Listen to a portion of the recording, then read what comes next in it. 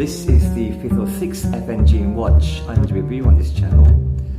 It's a Quartz watch and it's one I found online that does have a lot of copies from other brands. I'm not sure which is the original, but this is the one we'll be looking at today.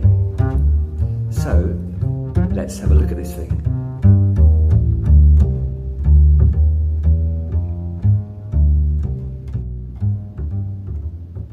Good day to you all and welcome back to another BBW review.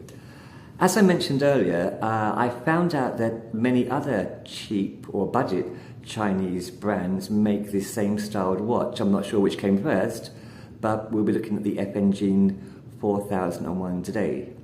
And to start off with, I should mention the price. This cost shipped and packaged from Shenzhen in China, $7. And what you get for $7, you can't really complain too much about. But for $7, you can probably guess what kind of watch you're going to get. Although what did it for me is it wasn't the movement. I knew I was going to get a basic standard movement, which generally are quite good, no complaints there. The quality, I knew what kind of quality I was going to get for $7, but what really grabbed it for me and which made me pull the trigger on this was, as you can see, that beautiful dial. Now, let's go over the basic specs of this. They're pretty standard. You have a 40mm diameter across the face there. The lug width, which is, I always say is the most important, from lug to lug, which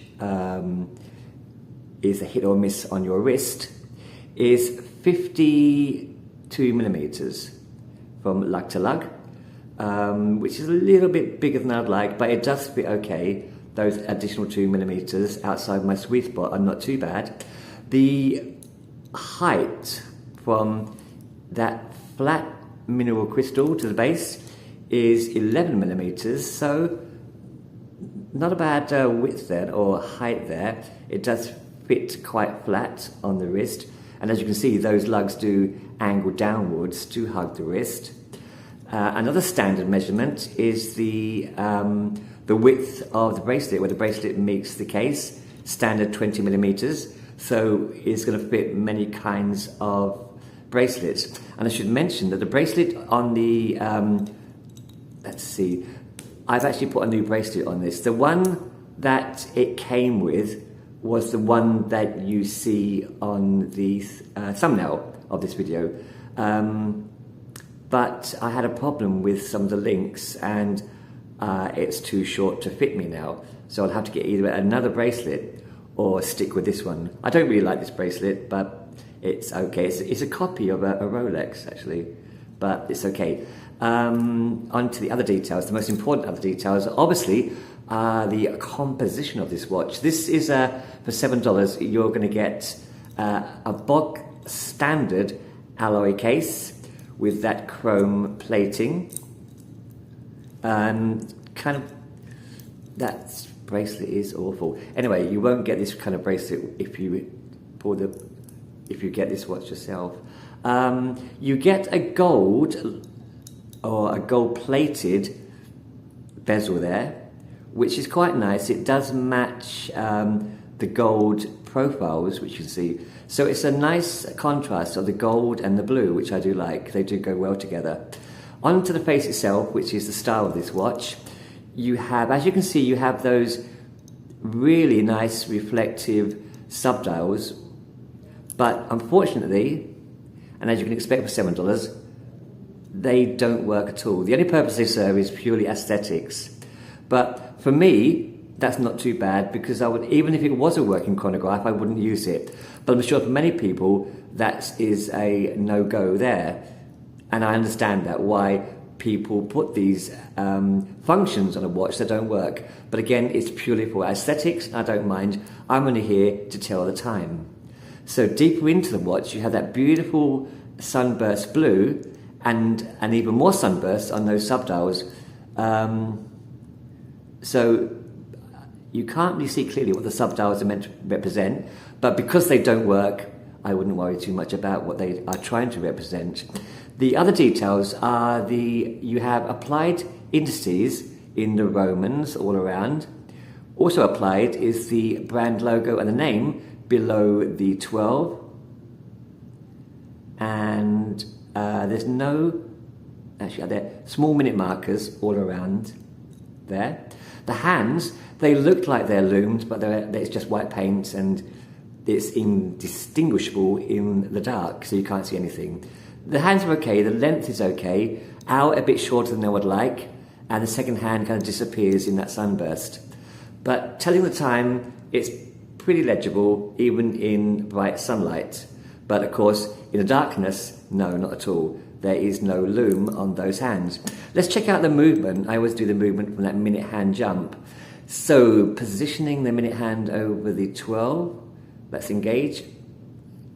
Did you notice the jump there? I didn't. Let's try it 3 times, 2 more. Over the 12, engage with the thumb. Slight jump there, but that may be my wobbly digits. And 1 more, finger and thumb. Yes, a slight jump back. But I think that's mainly because it's so loose that it is going to move. It's quite a loose, as you can see, movement there on the hands. But $7, it works okay, it's fine. Let's position that to that nice time there. Yeah, I really, really, really like that dial. It really, apart from the dial, I probably wouldn't get the watch. So let's have a look at the back of this thing.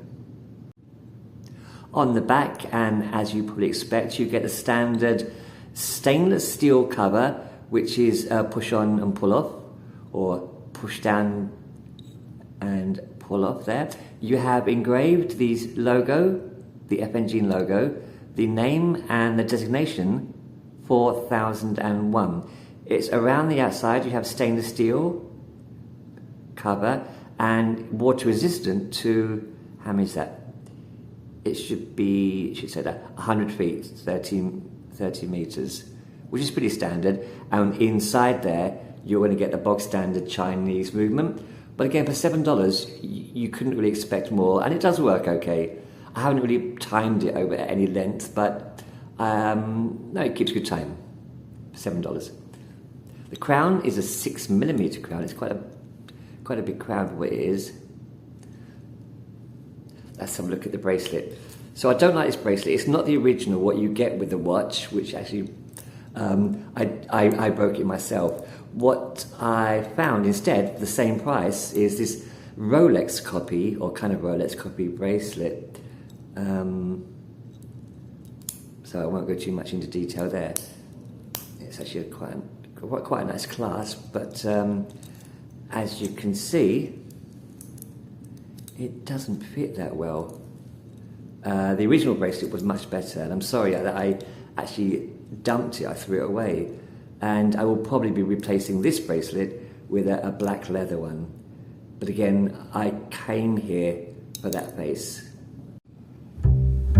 So there you have it, the FNGEEN 4001. Now regarding recommendations, it's quite difficult to be negative about a watch that is so budget friendly. The movement is actually quite good. What you get for the money is, it's okay, but what really grabbed me, as I've mentioned, is the dial. I think it's a really nice looking dial. The only downside is those non-functioning push buttons for the chronograph. They don't work at all, they're just for show, but at this price I don't really mind, and in fact I never really use chronograph watches at all. So there you have it. So thanks for watching, and I hope to see you again with another watch on the green chair. Until then, take it easy.